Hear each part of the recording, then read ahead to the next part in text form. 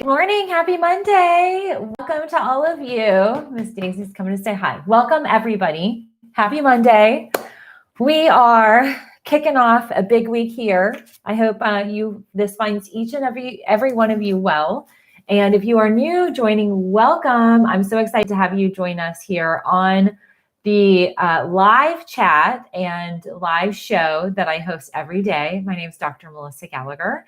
If you are watching on the replay, definitely you can fast forward and get to some of the bulk of what we're talking about. We first are going to talk about COVID news all over the world because we have an international community. So first of all, welcome everybody. Comment down below. Tell me where you're tuning in from. I see we've got Christine in Fairfax, Virginia. Welcome everybody. Also, today is a topic that is extremely close to my heart, and we're going to talk about chronic fatigue syndrome and ME. If you're not familiar with that, I'm going to tell you a little bit more about this, and especially there's a connection between ME and chronic fatigue syndrome and COVID, and often viruses, an assortment of viruses will trigger chronic fatigue syndrome within the body. And there are some really crazy stats that I think it's anywhere from 836,000 to 2.5 million people annually suffer from this diagnosis.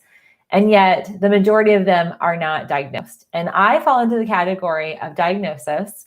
And this is really what happened when I was in my early 20s that got me into changing careers, going back to school, and now being in this position where I can talk very, very specifically about things that can help you if you experience this. So we'll dig into that. And again, that's going to come probably in the next 25 minutes or so. So definitely feel free to fast forward if you're here for that information.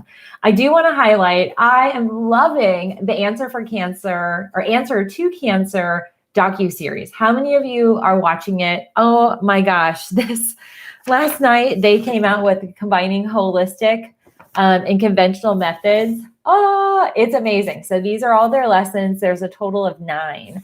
Tonight, they release advanced scientific protocols.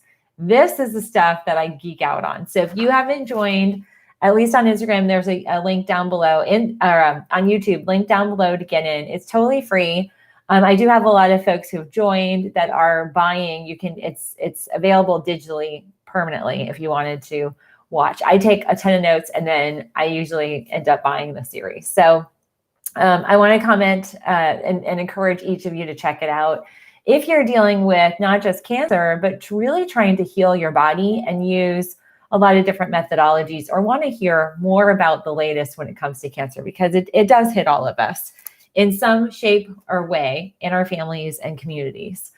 So I do want to share with you, so excited. This is still warm. I made fig jam this morning. First of all, this is one of my grandmother's antique glasses.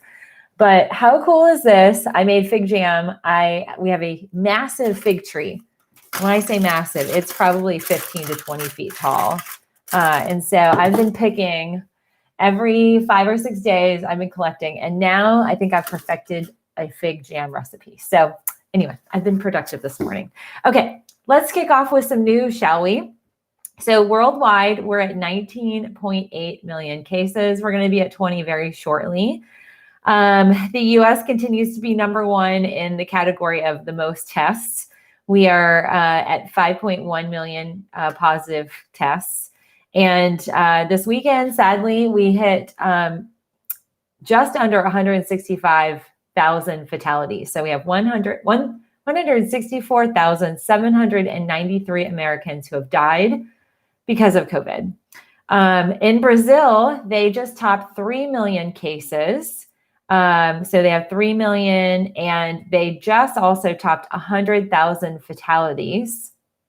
I do want to make a note that India also is at 2.2 million, and a former president in India has tested positive. I don't know the specific details, but it's definitely quite overwhelming for them. Other worldwide news: New Zealand has kicked coronavirus in such a, not miraculous, but an amazing way of the locking down, the social distancing, just the community coming together collectively. And they are such the poster child of how successfully to do this. They now have had 0 cases in over 100 days. That's awesome. And a testament to the fact that the things they employed, it worked. The United Kingdom is seeing an increase in cases. So yesterday and even Saturday, they posted over 1,000 new positive cases. So that's raising big red alarms in the UK. Australia, I've been highlighting for many of you who live in Australia. Australia is dealing with an overwhelming need to temper the quantity of cases. And it's all relative. Here in the US, they're like the lowest of our states here in terms of daily reporting, but it's very extreme and they're taking it very seriously. They had the highest fatality rate yesterday. To date, they lost 19 Aussies. Aussies are Australian citizens. Greece has seen an increase. They had the highest increase of positive cases yesterday. And Paris has floated around making mask wearing mandatory in the streets of Paris. And any of you who know me and have followed me for a while, this summer, I was supposed to be in Germany for a fellowship additional certification in the lymphatic world. And then I would do that for 5 or 6 weeks. And then Brian and Gabriel were to join me, and we were going to go to 6 different countries, Paris being one of the cities that we would actually have been visiting.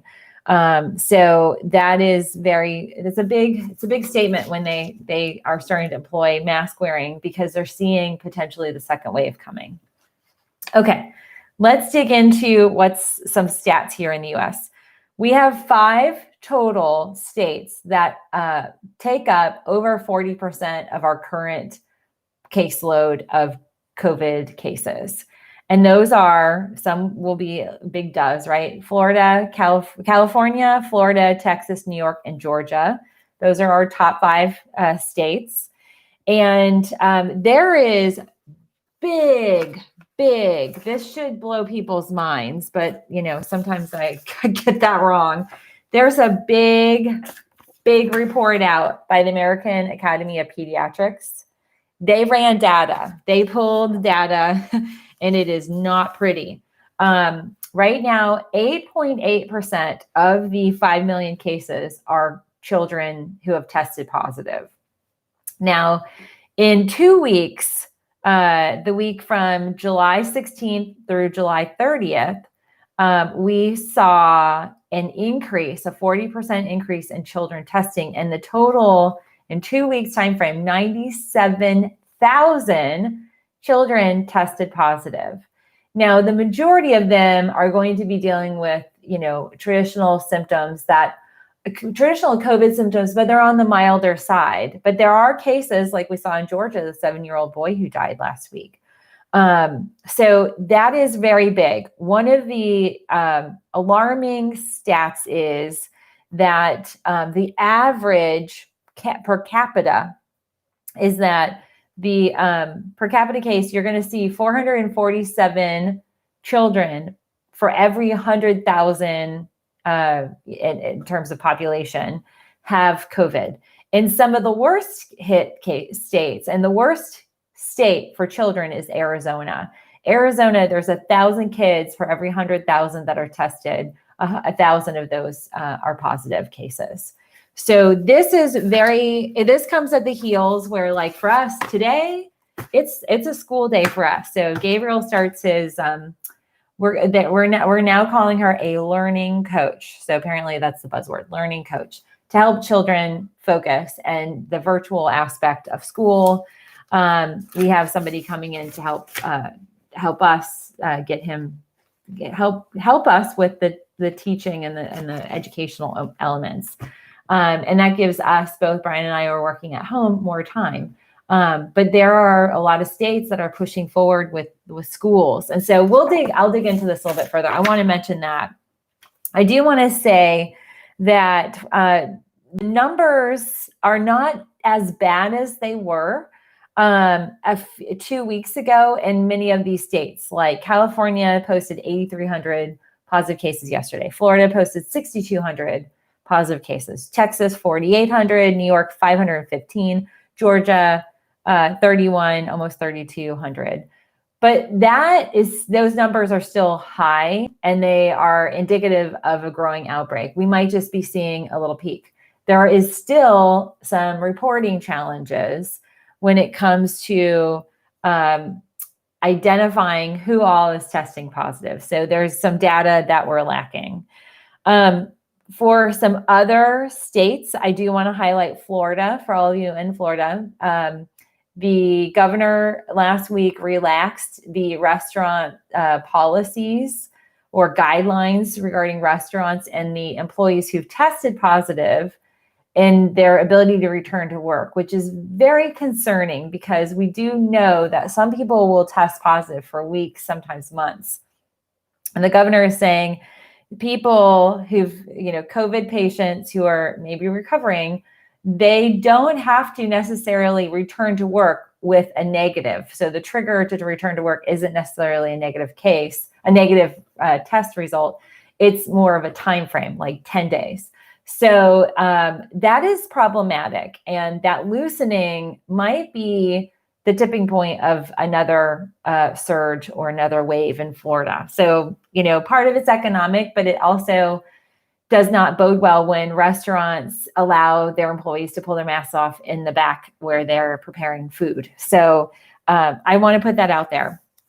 The other news I want to highlight here, that high school I highlighted last week, there are 2 high school students that posted pictures and video images of the hallways in the very highly crowded high school. It's called North Paulding High. Well, those 2, I think there were 2 girls, the 2 students, they were suspended, and it made massive national news, just an example of just the chaos. And only 10% of the kids in the hallways were wearing masks. Well, a few things have happened since then. The schools rescinded the suspension, which, that's a nice gesture. But most importantly is they are going offline, or they're going online. So they're taking today and tomorrow. All students are at home doing virtual school. Wednesday, the school will decide whether they're going to continue or bring kids back. But today and tomorrow, the school is getting completely disinfected. Part of that has been triggered by 9 positive cases that have been reported thus far at the school. The likelihood of people catching right now, those 9 people have tested positive. 6 are students, 3 are staff. The likelihood of them having contracted COVID at school is very low, but they were all there when everybody else was there. 2,000 students in the school. So the 6 students and the 3 staff might impact a large majority. So we're going to be monitoring that. It's huge news here.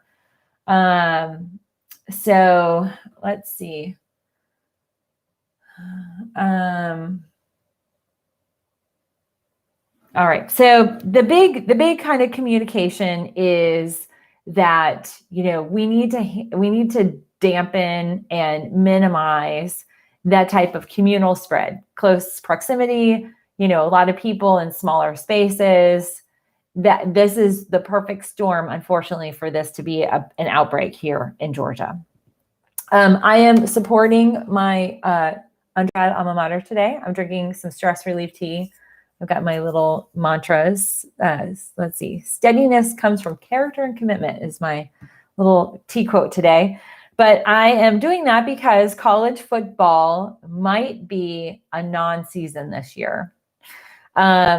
The colleges are having just the same amount of issues that the Major League Baseball and some other football groups are having. And the Power 5, FSU is part of the ACC. So the Power 5, ACC, SEC, Big 10, Pac-12, and Big 12, they are all trying to decide what they're going to do. They might call off college football, which is going to be devastating for all of us who live for Saturdays.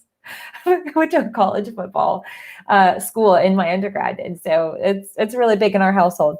But right now, the Mid-Atlantic Conference, 12 schools, they've called it off. So the Mid-Atlantic Conference, MAC, is out. The MACtion, that group is out. No football for them. So I do want to highlight universities are trying to ban parties. They're encouraging and seeing sororities and fraternities doing the recruitment virtual versus, some of the sorority, fraternity, traditional kind of activities when school season begins. It's very social. And so they're taking that online. And Tulane has threatened suspension if they hear or find out about any on-campus and even off-campus parties that are gathering centers for people.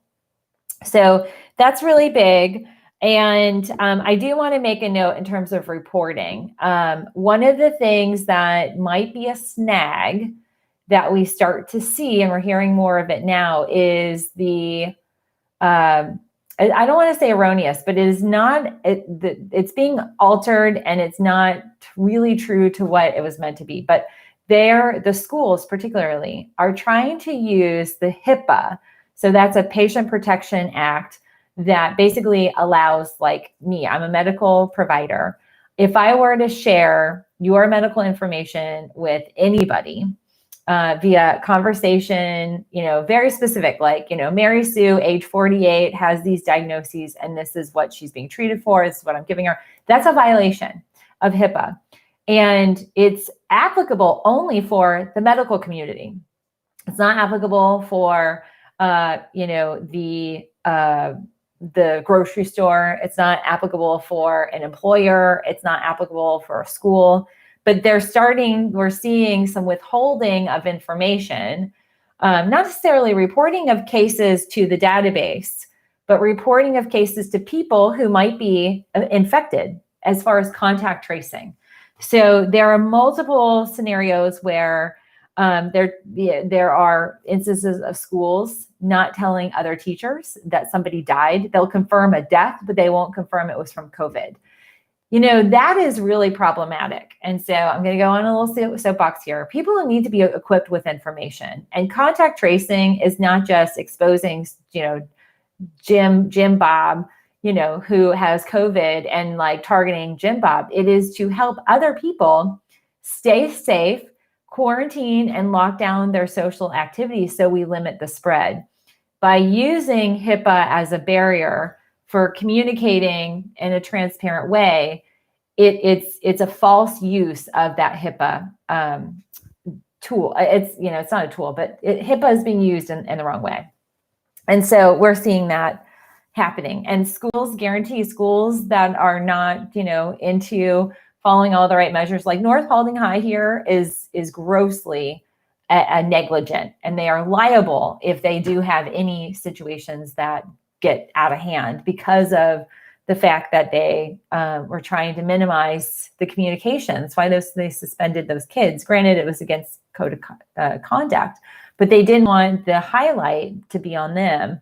And even some of the folks that have been long haulers for a while that were in the Northeast, even in New York, their school districts are trying to silence their voices because it looks badly. And it's highlighting the lack of guideline and policy adherence that is just gone away. So that is what we're kind of dealing with there.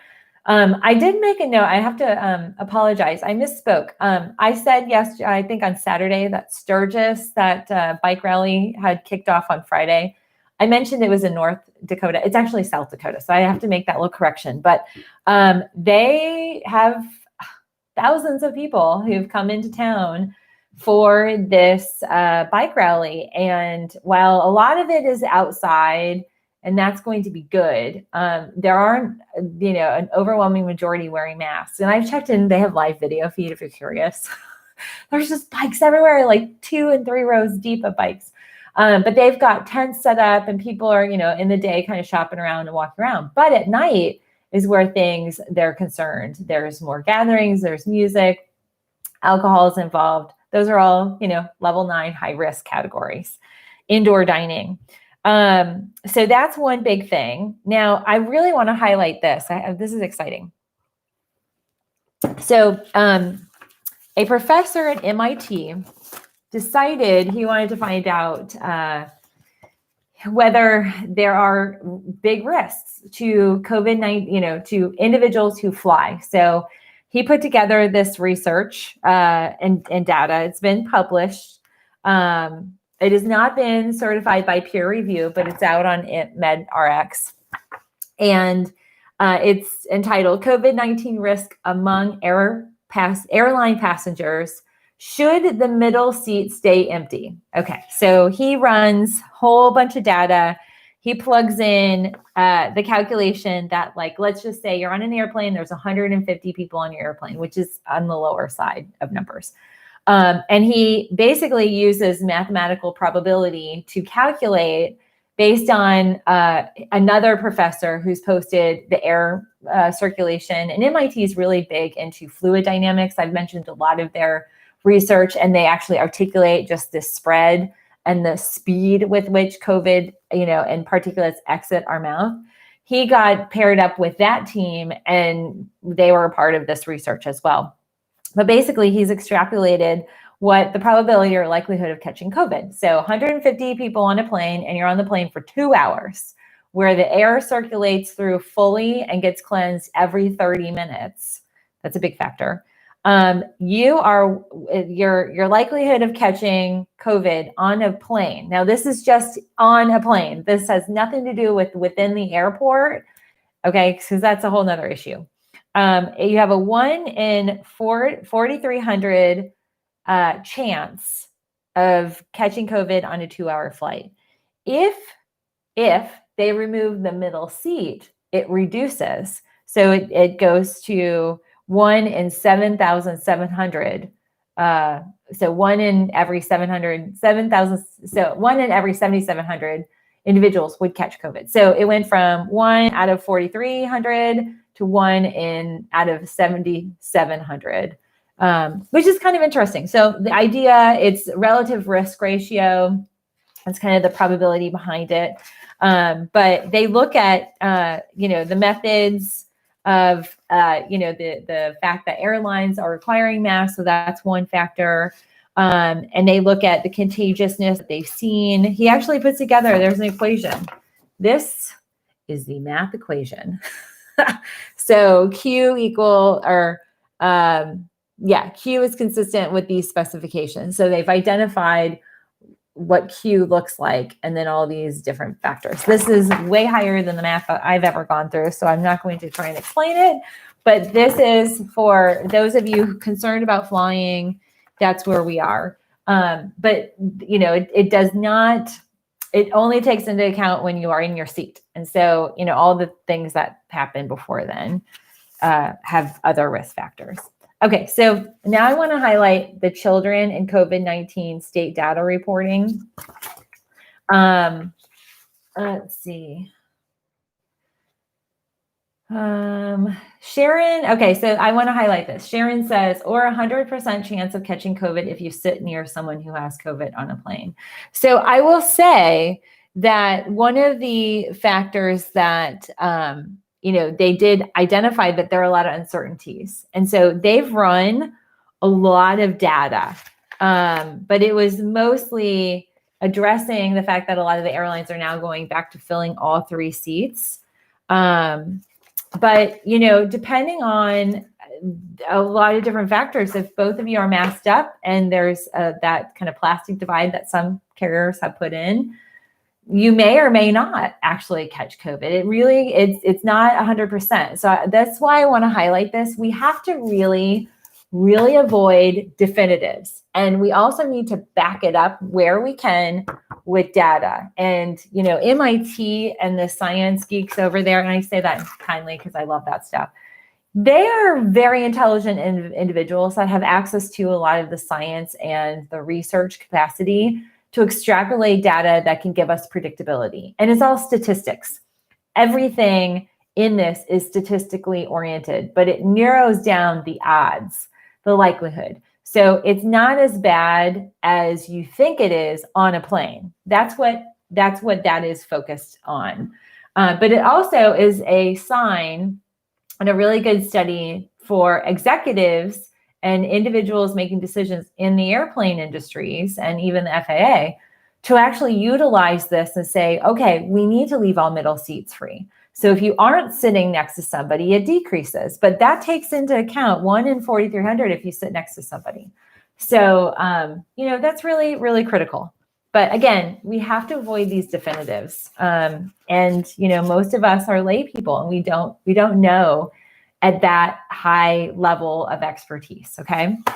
All right. So I want to highlight some things that this data has highlighted. So, doggies are freaking out. Okay. So, the average rate, so in total, we have 338,982 kids who've been tested and reported positive for COVID. They identified the week, July 16th through July 30th. They saw an increase by 40% of kids who've tested positive. We had 97,000 new positive cases for kids in those 2 weeks. Now this is 8 states. So that population, we've got 8 states that have reported where children make up between 3 and 11% of their total positive case percentages. And then New York, as well as 20 other states, have anywhere from 0.6 to 3.7 positive cases. So it identifies a little bit of the details surrounding where are the most cases. And so you can kind of see, like this is very telling. So, this is kind of how they report like what the US looks like in these little blocks. But green is Texas. Texas is only reporting 8% of the age distribution. So there's 92% we don't have any ages on at all, which limits that extrapolation. So this is where states, and I'm going to be very bold in saying this, are manipulating or not capturing all of the information to be able to extrapolate how many kids in the state of Florida or state of Texas have COVID. And I don't know if it's because they're really bad numbers or it's a lack of taking all the right measures, or maybe they didn't, the pulling of the data is not pulling in the age numbers. I don't know, but that's concerning. And this highlights that. They also include DC and Puerto Rico and Guam. And New York only New York City reported the age distribution. So New York City is being extremely transparent with regard to the kids. Part of that is because there have been a lot of kids in New York, a lot of clinicians, a lot of pediatric not neurologists, but neurosurgeons and pediatric cardiologists have seen front and center the inflammatory syndrome that comes with this. But the other thing too is of the data that's being reported. Let me just move this way so I can talk to you about it. What's being reported, they've got it based in colors on the ages. So 0 to 0 to 14, 0 to 17, 0 to 18. So there's different kind of ways they're reporting in terms of who all has how they're quantifying age. Like look at Alabama. If you're 8, you get reported in the 0 to 24. If you're 8 months or 18, you get reported in that. So it just highlights, we don't have a lot of really great definitive quantifiable data.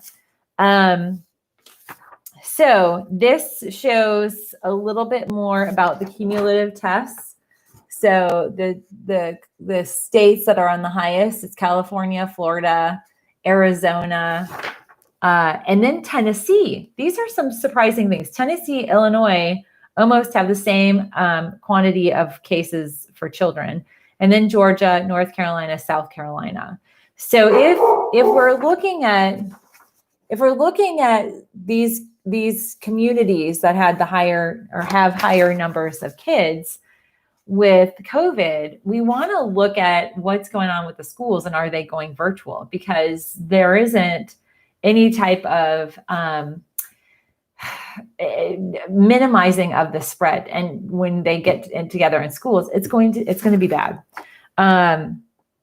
So 25 states report 10% or more of the cases were children. That's really big.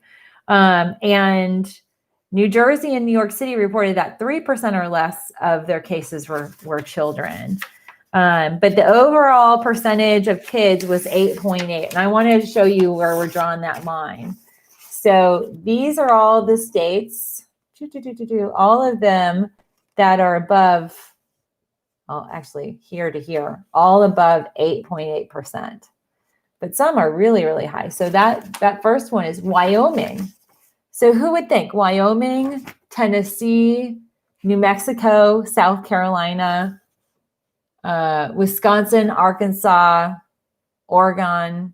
So those are some of the higher states with the percent accumulation. So over 15%, Wyoming and Tennessee. So those have the greater quantity percentage of kids in their total caseload of COVID who've tested positive.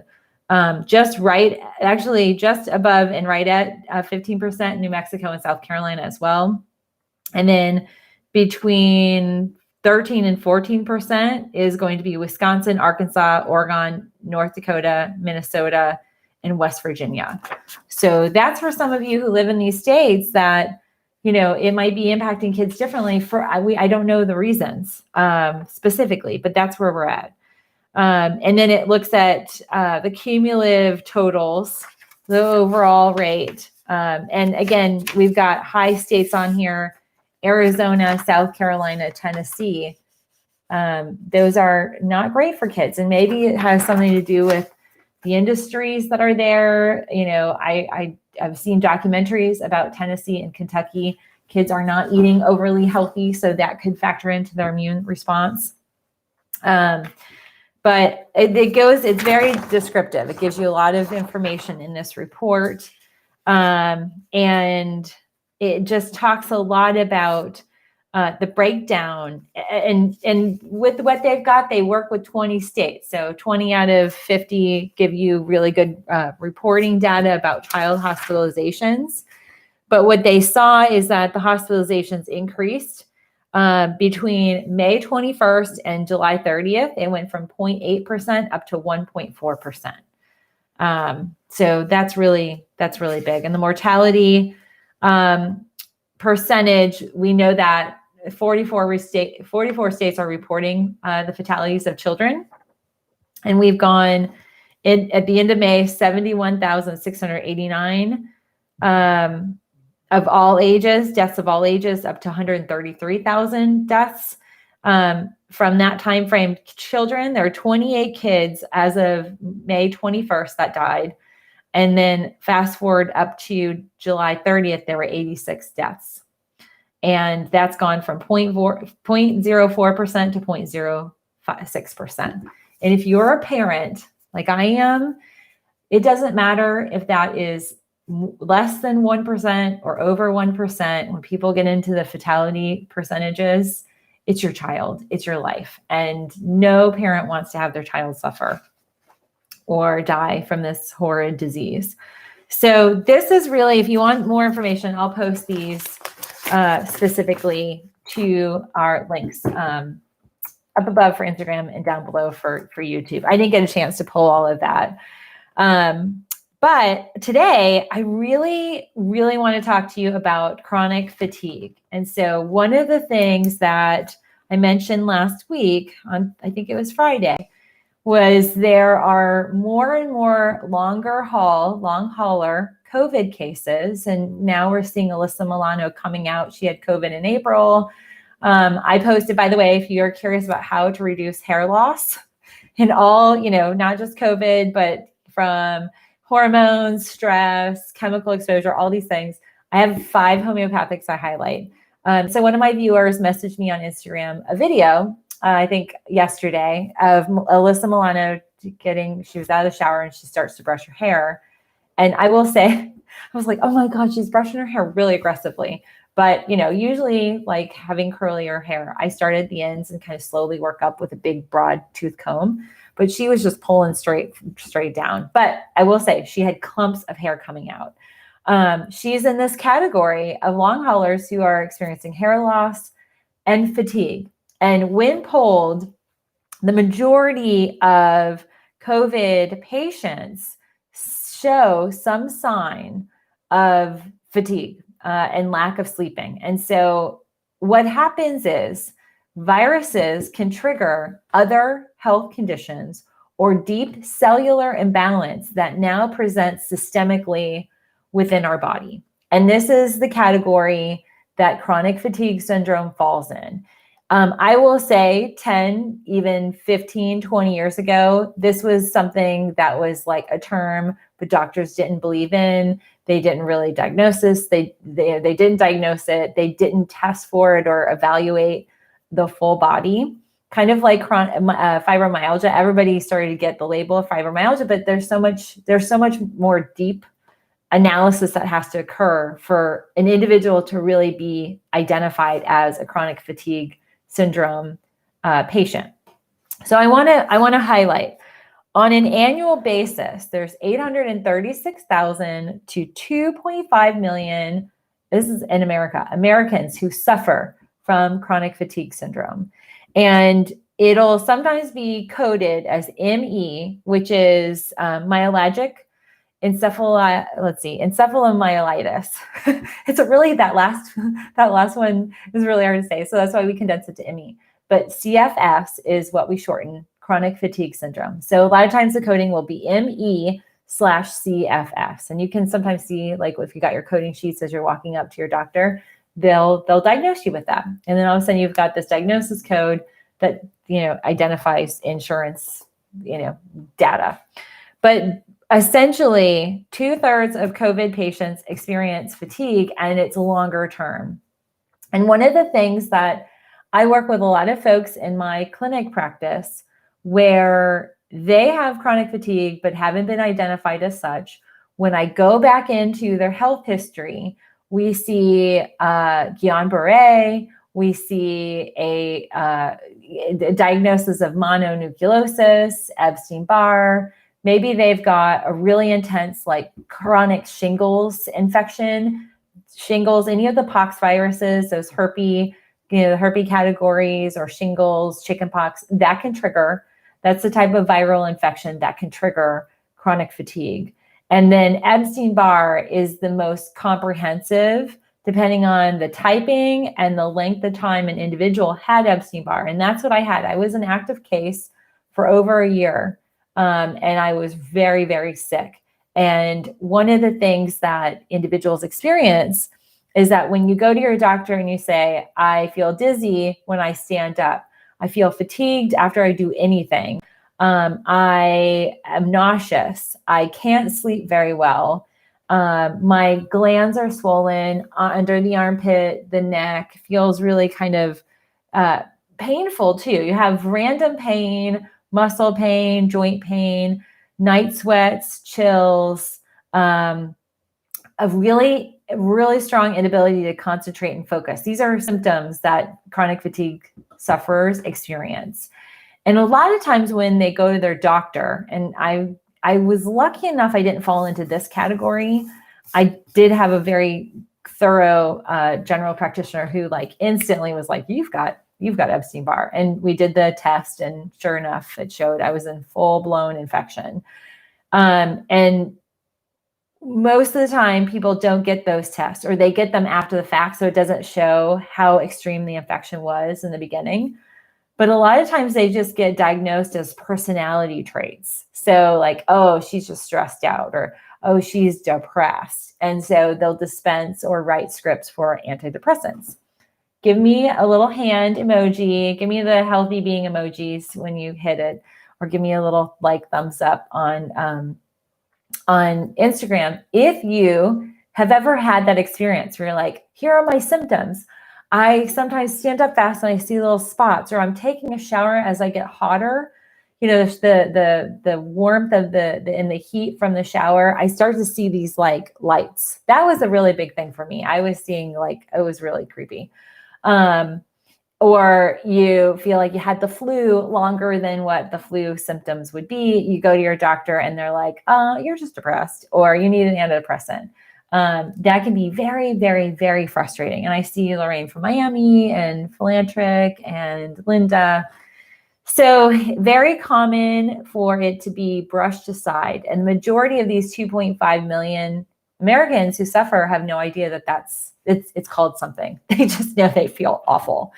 And when you feel in this, in this state, it can kind of trip you out. You can think maybe something else is going on. You might have cancer screenings. You might, try and find solutions or at least an answer, and you're not getting anywhere. So some of the things that are really big factors to consider that, and I'll mention these, but I also need to mention something else. Chronic fatigue can ebb and flow. It's always there, but it ebbs and flows. And so there will be life triggers, lifestyle triggers, environmental triggers, chemical triggers, things that trigger the chronic fatigue to get overwhelmed. So most of us, like I keep it as tempered as I can. It's not nearly as bad as a lot of folks experience. But I know that if I work too hard, I burn the candle at both ends, I stress out, I don't eat well, or I do things that are not conducive to my normal kind of keeping my body, my immune system, my energy systems up, then I will start to experience these symptoms. And it's often, for Brian, sometimes like if mommy puts Gabriel to sleep at 8 and I'm in that kind of like feeling run down, I'll fall asleep with him. Usually sometimes I fall asleep before Gabriel, and I'll sleep all the way through the morning and then still feel tired. And Brian's like, you slept so long. Why are you so tired? And it's often hard to explain what that is like and why you're still tired. And the symptoms, they run the gamut, but I want to highlight 3 kind of core elements that are at play that we use kind of as a diagnostic tool. So number 1, you've noticed a really significant drop in your activity levels, and it's for a 6-month period or more. So let's say, you were a super duper marathon runner, or you used to, run all this stuff at school. You were active in, your work or your church community, did all these things. And now the normal everyday lifestyle things like getting ready, getting dressed, going to the grocery store, you are flat out tired and fatigued. And you're like, I did too much today. So that is one kind of thing, major drop in activity levels. And it's for 6 months or more, so an extended period of time. The second one is you feel worse after physical activity. And this is really important because there's a diagnosis. It's actually a post-exertional, so after exertion, malaise. So PEM is how we categorize it.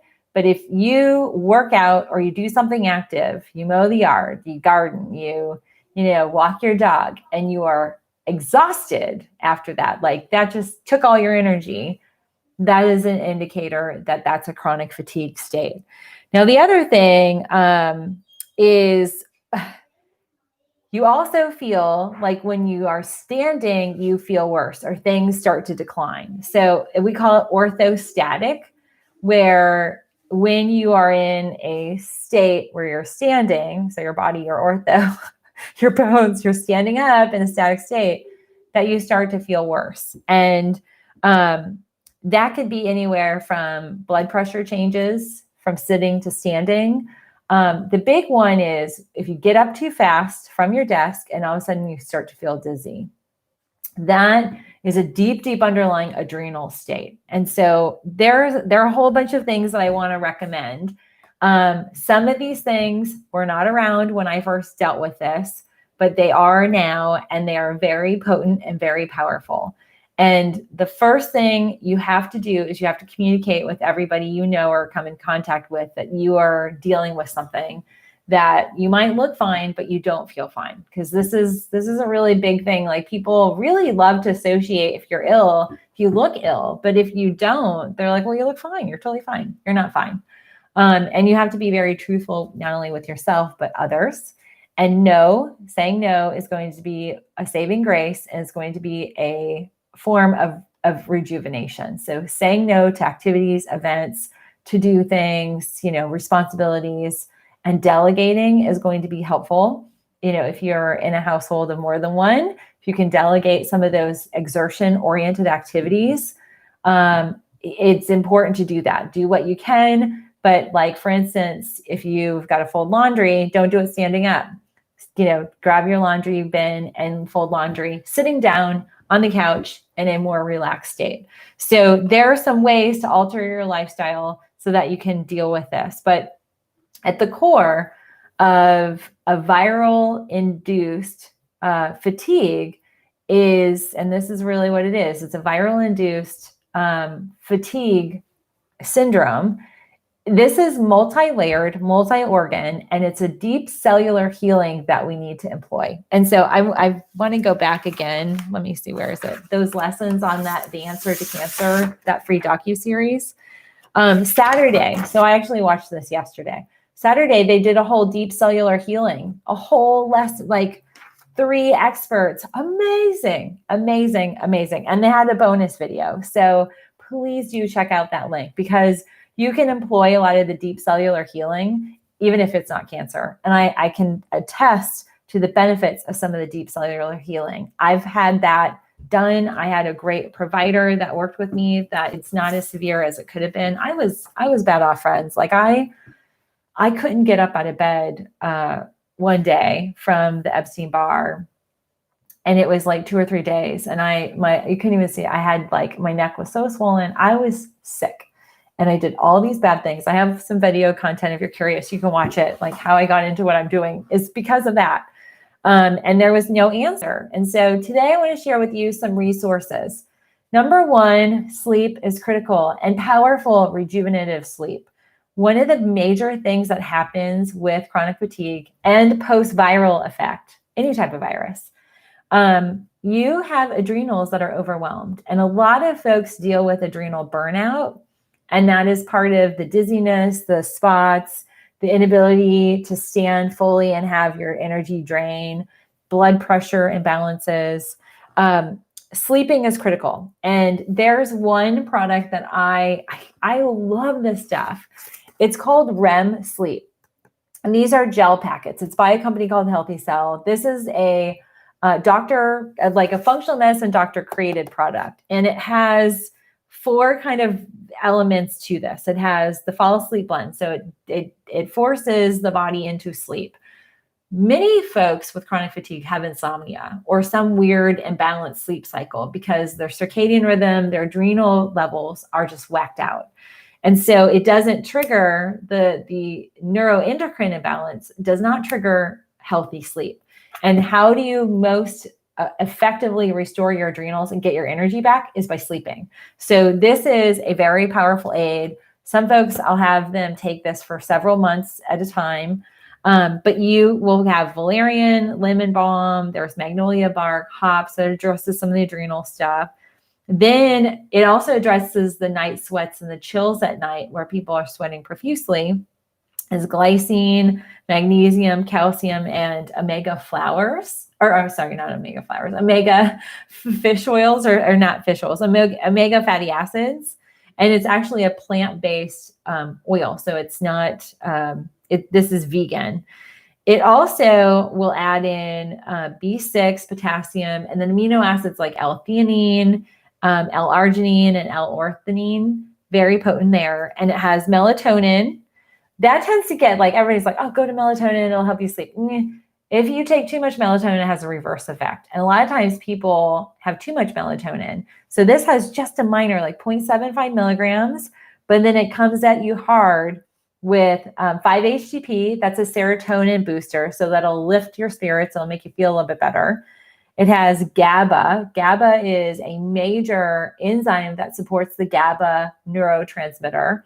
That has 350 milligrams of GABA. It's a power punch. GABA will restore a lot of that cellular healing. It kicks off the cellular healing. It kicks off all the triggers and the signals to begin to repair that deep cellular imbalance from that virus.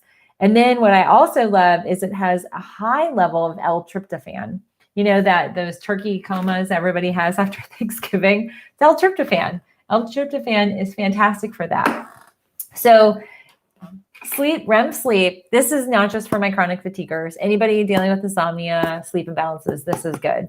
GABA is fantastic. And GABA is also really good for kids. If kids have inabilities to sleep, they're a little ADD, ADHD, GABA is very potent for that. The other thing that I do in my clinic, and I have to admit, I didn't have my doctor do this. I did this with my doctor of Chinese medicine, who ended up becoming my mentor. He literally was like, I think on the third visit, I said, I really want to do what you do. Like, how do I do that? She's like, well, you have to go back to school. So that's what I did.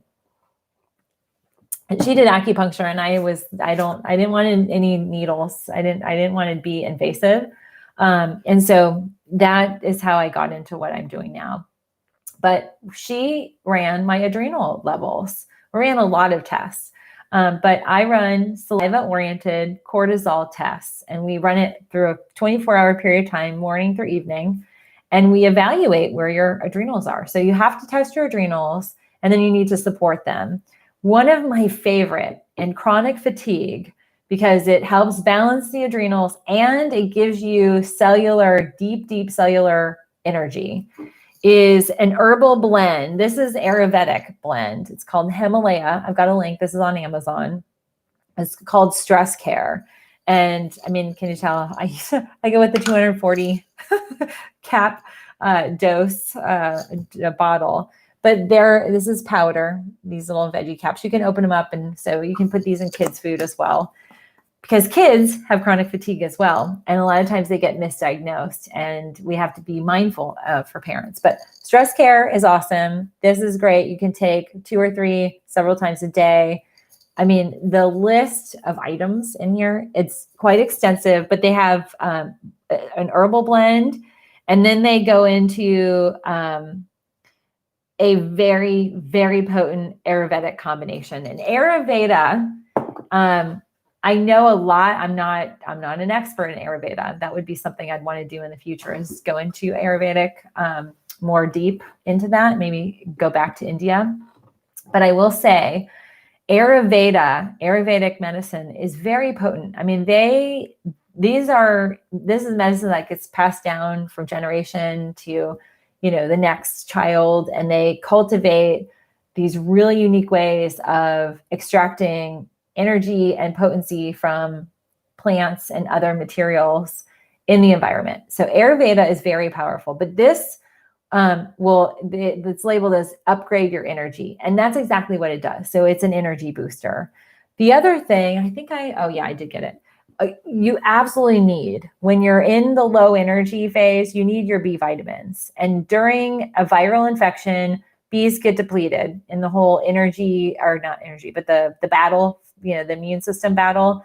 Your Bs get depleted. So you need a multitude of multi-Bs.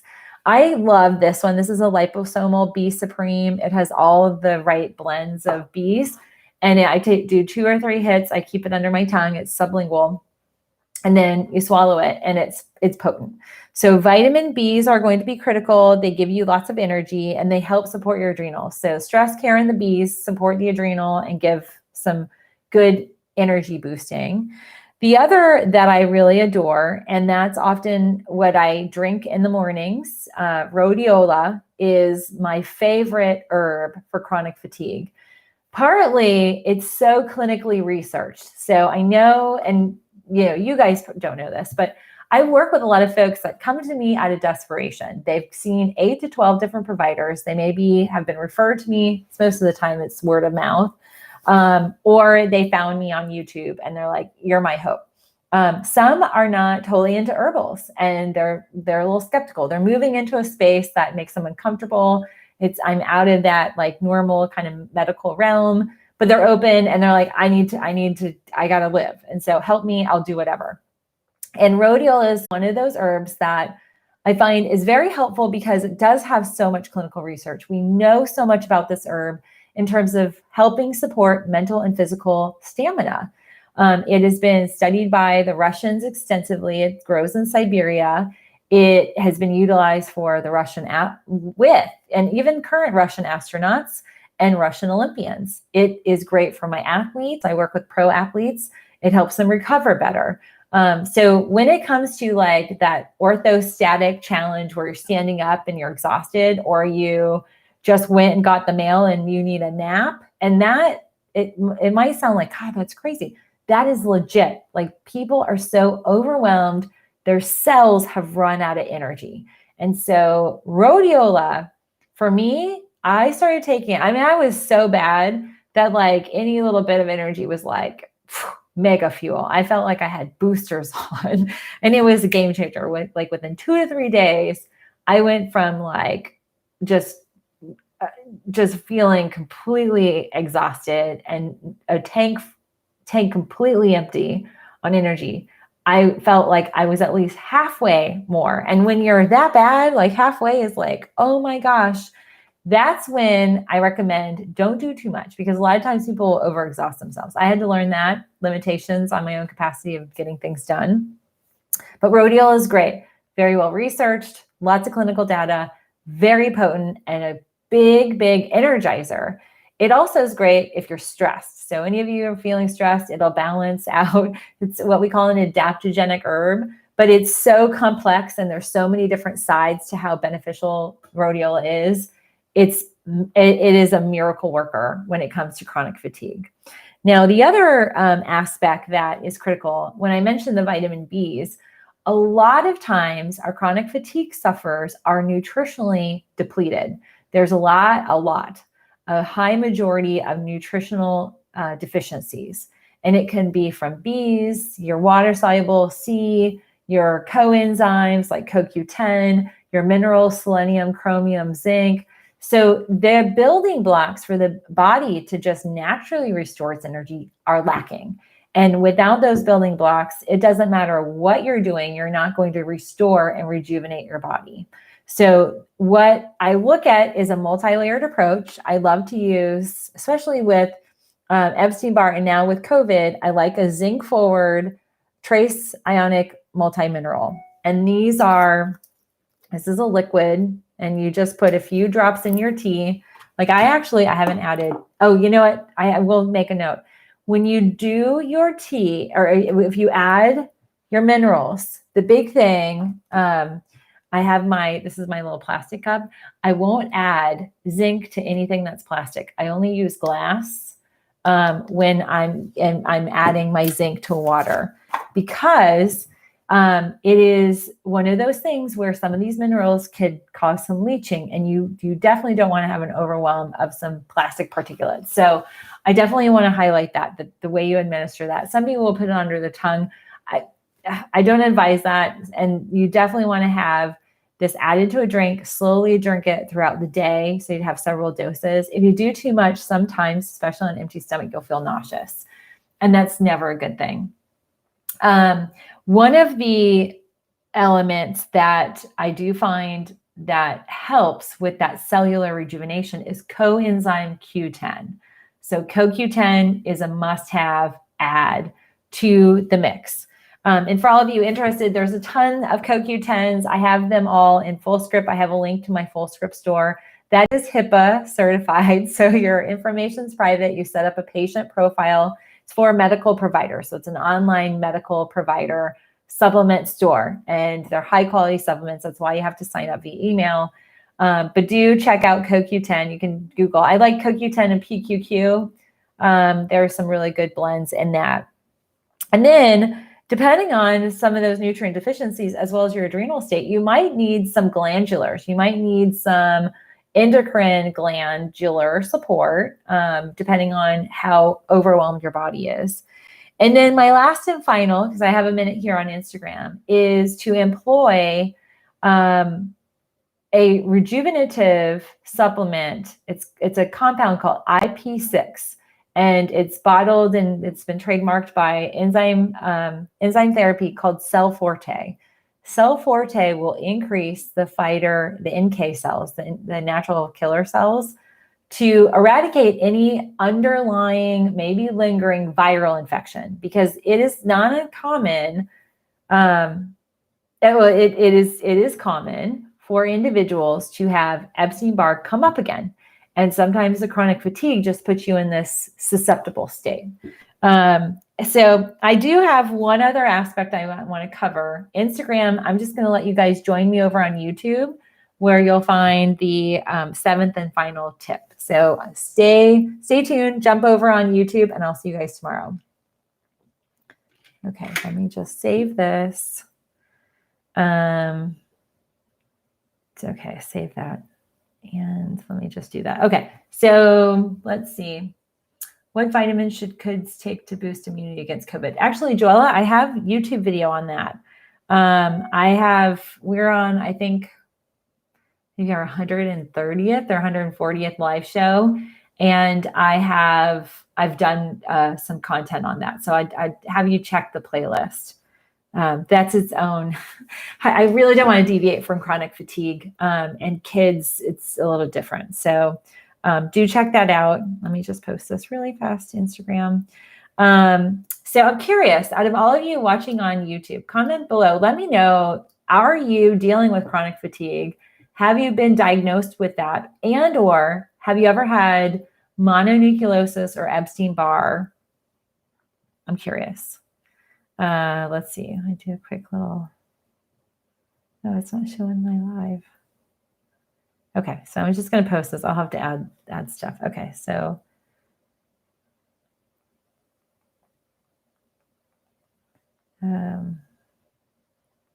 let's do.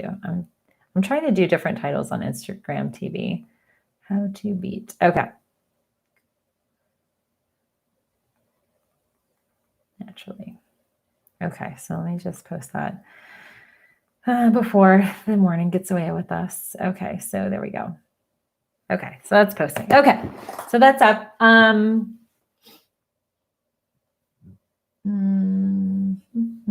And Pat thanks, Pat. So on Friday, for all of you new joining, on Friday, I dig into, I do a whole Q&A live. So I actually will cover any of your questions. I really try and stay focused because we do have a lot of people on the replay. I now have 278,000 YouTube followers, and a lot are working, can't catch the live. So they want to come back and really gain specific info. So that's why I kind of get focused. So can Epstein Barr cause dementia? So that is very interesting. There are definitely neuroendocrine imbalances, neurotransmitter imbalances, chemical and nutrient deficiencies that come from Epstein Barr. And that might be one of those things where we do see, like with Epstein Barr, like your spleen gets swollen. Some people will have spleen ruptures from it. I mean, it's serious.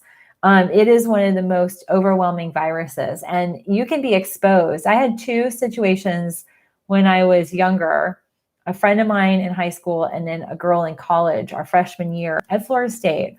In the dorm, she was on our floor. She had Epstein Barr.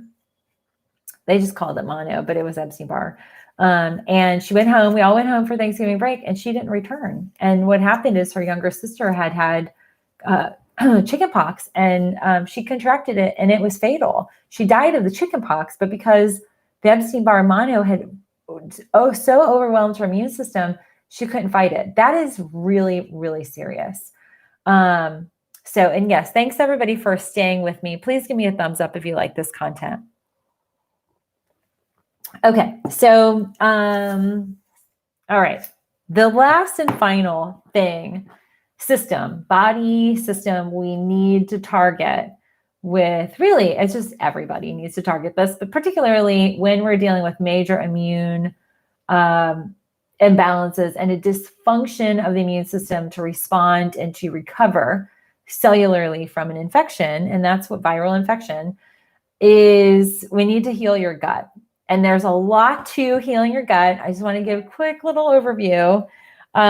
We need to restore the microbiota, the good, healthy bacteria. We need to restore that. We need to replenish that. We need to balance that. We need to get rid of any pathogens, because a lot of times you will also be overwhelmed with pathogens. Sometimes they are it sounds really crazy, but you can have little critters in the digestive system, not just bacteria, but you can have parasites that ordinarily you would ward off naturally, but your body's so overwhelmed it doesn't. So you just become overwhelmed by the imbalances. And the gut is your second brain, and it's a big source of immune balancing. So I really think it's critical people increase their fiber levels. We keep the bowels moving so we don't add more toxicity to an already overwhelmed body. So moving up to 33, 35, 37 grams of fiber on a daily basis. That's a lot. Average person that's eating pretty well is about 10 to 12. So you definitely want to get more roughage, chia seeds, oatmeal, fiber-dense fruits and vegetables, greens, inulin fiber is really critical. And then the other aspect is we want to get prebiotics and probiotics. So the fiber is truly the prebiotic. So anything that's fibrous, the fiber is food for your healthy bacteria. If you are eating a fiber lacking diet, you're not getting enough of the food to flourish the probiotics you're taking. So I like to add in food-oriented probiotics, kefir, sauerkraut, kimchi, any of the fermented foods, fermented drinks, as well as over-the-counter multi-strain probiotics. And it's not something where you want to be taking the same probiotic every month. You want to switch out. You want to add different strains and maintain eating for the richness of a good gut flora, microbiota. I also really, really love to recommend that individuals add in some anti-inflammatories like aloe vera. There sometimes will be hot spots or inflammatory pockets where the mucosis or the mucosal lining of the gut, the actual intestines, that becomes this feeding ground for bacteria. And that just overwhelms the system, and your body, whatever juice it had or energy to eradicate a virus, it might be overwhelmed with gut-related aspects, and it just cannot get rid of whatever virus you might still be dealing with. So it's very, very common for folks to have weird gastro symptoms sometimes after the viruses. We see with COVID specifically, there's gastro challenges. And that is indicative that the gut's been targeted by the COVID, and even more important to bolster that aspect. So the other element is when you're, as far as the healthiest food, healthiest lifestyle, go caffeine free, go coffee free. Futuristic. Thank you for the $5 super chat. I'm grateful, and I hope you're safe and well in Australia. Food, feed your body good, rich foods. And again, you're going to catch, if you guys haven't, please check out The Answer to Cancer. There's a link down below. I think it was the, lesson 4, The Power of Plants. They actually have Ocean Robbins, whose grandfather was Baskin Robbins, the creator of Baskin Robbins. He's like all natural and into foods, and he goes into a whole bunch of info about food and healing. But essentially, you want to eat a rainbow. You want to eat a lot of different foods that are going to give you a lot of micronutrients. And we are meant first and foremost to get our nutrient density from food. So food first, then, add your catalog of supplementation. The best, most important, REM sleep. REM sleep. This is amazing. It's a powerhouse. It's this little gel pack you can add to water. I just kind of gel pack it into my mouth, and you can take that an hour before desired bedtime. Sometimes I need that, not necessarily to get to sleep, but to stay asleep soundly. So if you wake up quite a bit throughout the night, or are noticing you're tossing and turning, or you're like, bing, it's 1 o'clock and I'm wide awake, that's a cortisol imbalance, but also the REM sleep will address that, and it'll keep you sleeping thoroughly. It's pretty amazing. Cupcake paper, Answer to Cancer is amazing. Ocean was great. I had no idea. I have been following him for a while. I didn't realize he came from the Baskin Robbins family. It's kind of funny. And his dad chose not to follow in the family lifestyle of running that business. And it's really interesting. You talked a little bit about the background of how they got into it, and that, ice cream gave caloric density during a time when people didn't have a lot of caloric density, and that there was a utility for ice cream, maybe not necessarily nutrient wise, but, the ice cream back in the 20s has changed to today, so it was a cleaner version then, and probably had more positive effect than now than what we see. But I really want to implore you to consider all these aspects. So let me just do a quick run through. Sleep, restore, balance your sleep. 2, address your adrenals, support them, energize your adrenals, give them nourishment, herbals, and vitamin B. 3, rhodiola is one of the most fantastic herbs for chronic fatigue syndrome. 4 is to maximize your nutrients, making sure you're eating healthy, but also adding in multi-minerals, multivitamins. I've had a lot of you ask, I actually consume this. This is the Healthy Cell. They have a Healthy Cell, and then they have the Pro version. They've got a morning and evening supplement. And so I'll show you what it looks like. I just keep this on my vitamin shelf. But there are these little click backs. And so they have yellow on the back is morning. That's always a nice way to remind me of what day it is. And then they've got the evening ones. They're like that. So I take that. It divides out my supplements and my vitamins. And it's very much targeted, really. It's ideal for folks that want anti-aging. It's 90 plus vitamins, minerals, proactive phytonutrients, probiotics, and enzymes for advanced cellular nutrition. And this is a full month supply. And I've got more info about them here, all the different things they target. But Healthy Cell, I posted a link down below. It's actually, let's see, I'll make sure I post the REM sleep link. I think I have that. And I'll post the other link for you. So I don't know if I did the Pro on there, but at any rate, that, the maximizing your nutrients, and then CoQ10, energize your cells. We call that the elixir of life. 6 is Cell Forte. That's deep immune bolstering. That gives you IP6, which bolsters your NK cells, your natural killer cells, really potent. And that's also really good in the COVID world. And then also last and final is heal your gut. Address your gut, increase your fiber, get it up to 33, 35, 37. Ideally, 40 is the best in terms of the amount of fiber. That's a lot. And it's one of those things, if you are consuming that much fiber, you will be having 2 to 3 bowel movements a day, which is good. So that's a healthy digestive process. And sometimes it takes a little bit to move up. So go slowly, start adding in more fiber dense foods, and very healthy. Yes, so Sharon, it's Healthy Cell Pro. I'll post the link down below. I love that. I've definitely noticed a big difference. And then also, I'm going to add this in for good measure. In the event that you're feeling a lot of stress, I highlight this yesterday. This is a homeopathic.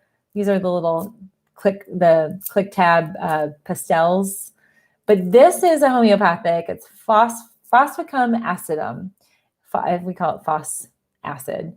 But this is really, really potent if you feel overworked, overstressed, run down, fatigued, and that's pretty much all of us. So this is a really good thing to have. You literally just turn these, you see it like spits out these little pellets, and then they come out like this, and then you pop it in your mouth, hold under your tongue, and let them dissolve. They're like these they taste sugary. You let them dissolve. You can do that several times a day. But it's really good for folks who feel overwhelmed, feel run down. Homeopathy is another thing that you can add in. And then one other homeopathic that I love is a mycological immune stimulator. This is really good for folks that deal with, these are common symptoms: runny nose, sneezing, itching of the nose or throat, watery eyes, cough, shortness of breath, occasional headache, red itchy skin, irritability, and fatigue. So in the COVID world, this is really good for a lot of those symptoms, but also for chronic fatigue syndrome and even Epstein Barr. So I hope this was helpful. I am going to encourage you guys, again, check out The Answer to Cancer, link down below. And they are running some really good, just really great information. And I love that a lot of you are watching along with me. So, okay, tune in tomorrow. I'll have a whole lot more news. I'm going to go ahead and post the links to this American Academy of Pediatrics, their report that I highlighted today. This report, the children and COVID state data report. It's very frustrating that we're just not getting the right amount of reporting from the states to even give them a good snapshot of what's going on. But the snapshot we have is not great. So Catherine, I have all the links down below in the description box. Check that out. And for all of you watching, thank you. Please give me a thumbs up. Do me a favor. I'm going to add in a few little edits here. If you could do me a favor, go back and comment on the video on YouTube. Chat box is awesome and it's part of our communication during this. But if you could comment on the actual video, that totally helps me. YouTube's once again changed the algorithm. And so liking, sharing, and commenting help us get our channel and video content out there to more people.